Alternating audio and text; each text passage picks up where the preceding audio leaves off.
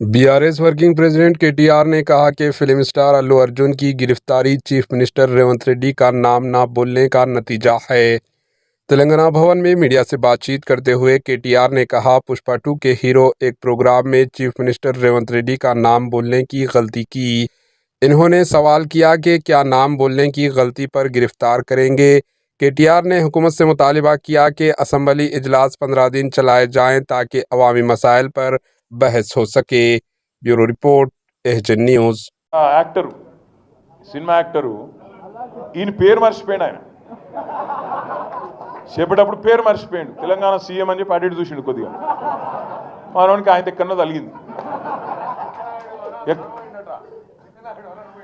అయితే నేనేమంటున్నా, గింత అన్యాయం అని పేరు మర్చిపోతే జైలు పెడతావు. ఇక గట్ల తయారైండు మన చిట్టిన.